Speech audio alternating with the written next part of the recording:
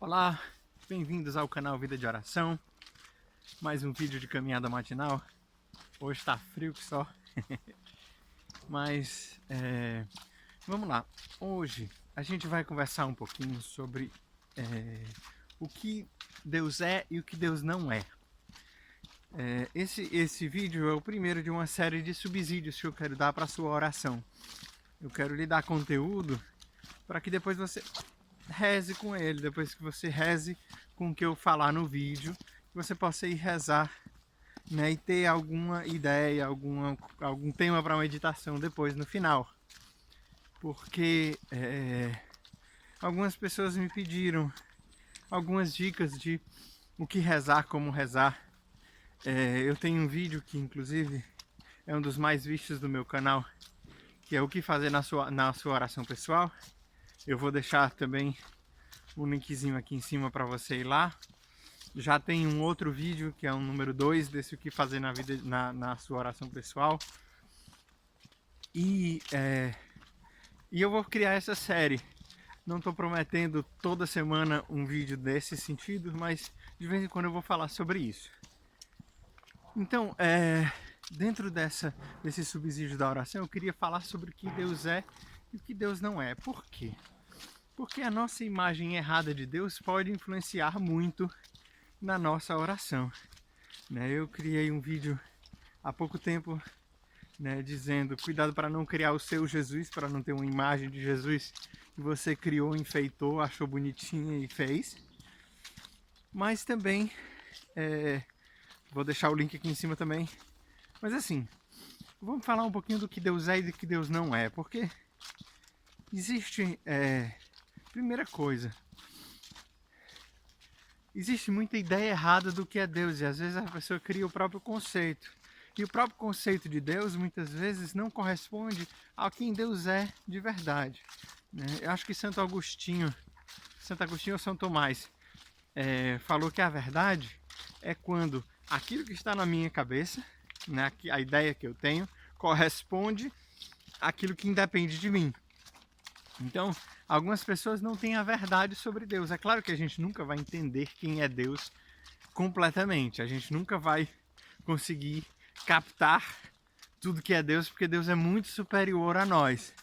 Mas algumas coisas são muito importantes, porque gera inclusive essa confusão, gera inclusive algumas discussões e gera muitos ateus. Por causa do desconhecimento do que Deus é, de quem Deus é.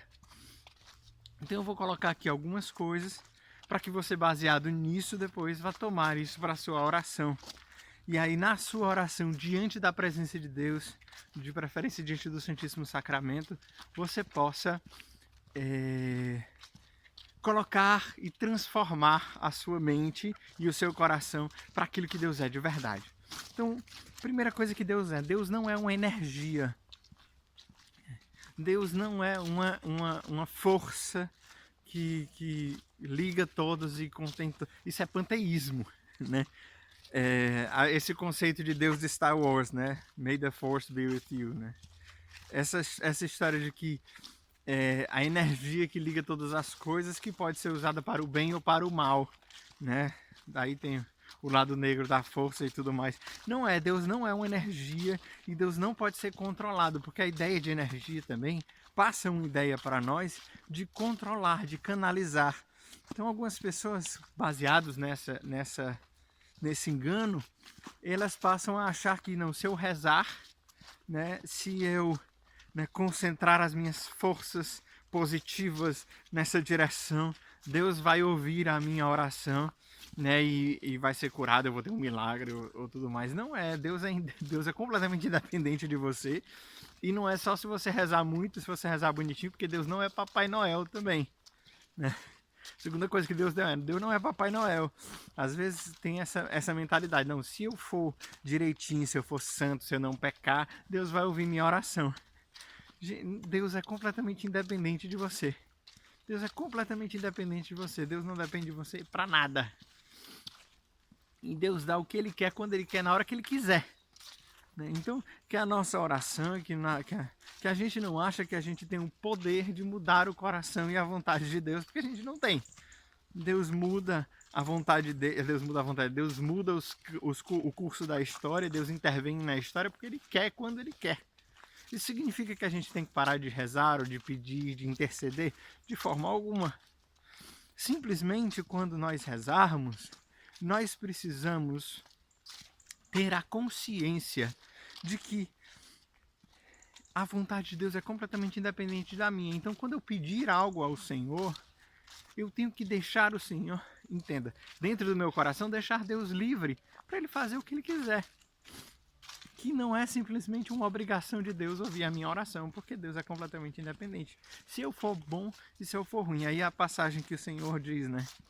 Ele faz chover na horta do bom e do mal. Deus é bom para com todos. Não é porque eu sou bom ou porque eu sou mal que Ele vai ouvir a minha oração. Evidentemente que a graça supõe a natureza, evidentemente que estado de graça intervém e muito na ação de Deus na minha vida. Então, lógico, se eu estou em pecado, isso significa que existe uma barreira à graça de Deus dentro de mim. Então eu preciso me confessar para deixar a graça agir na minha vida e que essa graça me leve à santidade. Mas isso não é dependente de Deus, depende de mim. Eu que estou impedindo a graça de Deus de agir. Né? Eu que estou impedindo a graça de Deus de transformar a minha vida. Outra coisa, esse é fundamental e aqui que eu queria demorar um pouco mais. Deus não compete conosco. O que isso quer dizer, Felipe? Que Deus, Ele é totalmente outro. Deus é completamente sobrenatural. O que isso influencia? Por exemplo, a ideia de Deus dos gregos antigos e a ideia de Deus de muita gente hoje é que acha que Deus é um ser supremo. Deus não é um ser. Deus não é um ser. Para que Deus seja realmente Deus, para que Deus seja realmente o Criador e a razão de ser de todas as coisas, Deus não pode ser mais um item na natureza. Por quê? Porque se Deus for mais um item na natureza, Deus não é aquele de quem não se pode pensar nada maior, como já diria Santo Anselmo. Se Deus fosse o maior ser, Deus mais o mundo inteiro era maior do que Deus sozinho. Então eu poderia pensar mais de outra pessoa. Vou explicar um pouco mais. Deus é completamente transcendente e para que Deus seja o Criador de todas as coisas, Ele necessariamente precisa estar fora da natureza. E aí entra um monte de cientista e de gente dizendo assim, não, mas eu não consigo encontrar Deus, não tem evidência de Deus na natureza, não tem provas científicas da... Gente, não vai ter nunca, porque a ciência estuda a natureza. Se a ciência estuda a natureza, ela necessariamente não pode encontrar Deus, porque Deus não está na natureza. Deus é sobrenatural, Deus está acima do natural. Deus é puro espírito. Então, e aí voltando mais à competitividade de Deus, Deus não compete conosco. Por quê? Quando a gente vê, por exemplo, os deuses gregos e essas mitologias, o que acontece quando os deuses vêm para a natureza? Né? Coisas são destruídas, trovões, raios, tempestades, pessoas são incineradas, destruídas, porque Deus entra competindo, Deus entra rasgando. Né? E o nosso Deus, como é que Deus se faz quando Ele intervém na natureza? Deus entra não competindo. Dou dois exemplos sobre a não competição de Deus, né? Dois exemplos bíblicos. Primeiro, a sarça ardente. Quando Deus se revela a Moisés, a sarça ardia, mas não se consumia. Deus, Ele é esse fogo que faz brilhar, resplandecer, atrai, mas Ele não consome, Ele não destrói quando Ele intervém. Então, e aí Deus ele vai dizer, sim, Senhor, mas quem Tu és? Qual é o Seu nome? Para que eu diga para os outros, eu sou aquele que eu sou. Né? Uma tradução diz assim, cala a boca, porque você não está entendendo nada. Mas assim, isso gera, né, dizer eu sou aquele que sou, vai fazer com que Santo Tomás de Aquino vai dizer que Deus é a existência. Deus é a existência ela mesma. Deus é existir. Deus é ser. Não um ser, mas Deus é ser. Ele é independente, né? E aí volta lá pro o alfa e o ômega, lá no Apocalipse. Deus é simplesmente independente. Todo outro. Deus é a subsistência da... Deus é o que dá sentido à existência. E aí outro exemplo muito concreto, né? Durante algum tempo, logo no início da igreja, existia a heresia monofisicista, né? Que dizia que Jesus só tinha uma natureza, a natureza divina. E aí existia aquela rixa de dizer, não, Jesus é só homem, não, Jesus é só Deus. E aí a igreja vai e entra, não, Jesus é os dois, Jesus é 100% homem, 100% Deus. Logo após isso, né, houve outra heresia de achar que dentro de Jesus havia uma só vontade, a vontade divina. E a vontade divina tinha esmagado e acabado com a vontade humana. Mas não é isso que é verdade. O que acontece é que dentro de Jesus existem duas vontades, a divina e a humana. Só que a vontade divina em Jesus não destrói, não aniquila e não acaba em nada com a vontade humana dele. Muito pelo contrário, a vontade humana e a divina são profundamente unidas. Isso mostra mais uma vez que Deus não compete conosco. Deus age e colabora. É por isso que nós podemos dizer, mesmo que a gente não tenha, mesmo que Deus não tenha tomado controle da nossa mente, né?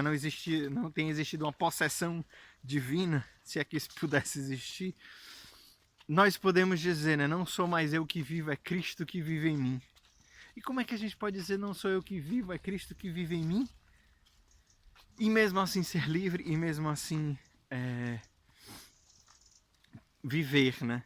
Porque Deus não compete com a nossa natureza. Quando Deus vive em nós, Deus nos faz pleno. E aí diz Santo Irineu de Lyon, que aprendeu de Policarpo, que aprendeu de São João, que aprendeu de Jesus mesmo. A glória de Deus é o homem vivo. Para que Deus seja glorificado e para que Deus reine, não existe nenhuma destruição do homem.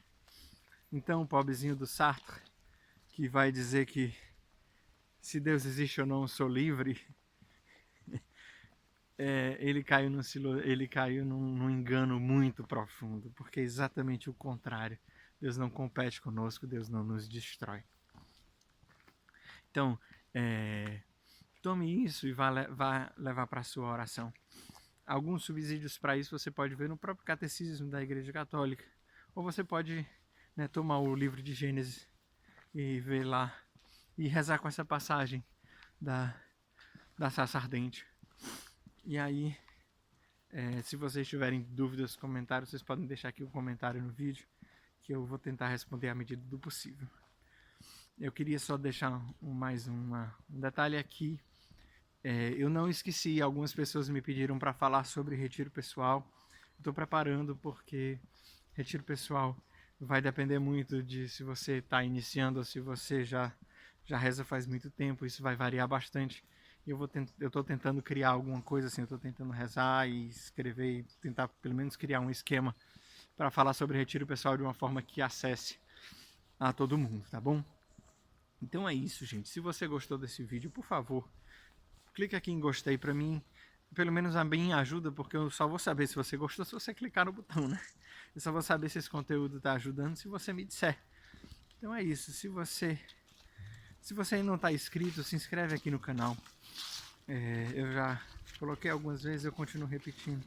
Eu quero fazer do Brasil uma nação de pessoas orantes, uma nação de pessoas que conhecem realmente o Deus verdadeiro. É isso, gente. Deus abençoe. Até semana que vem.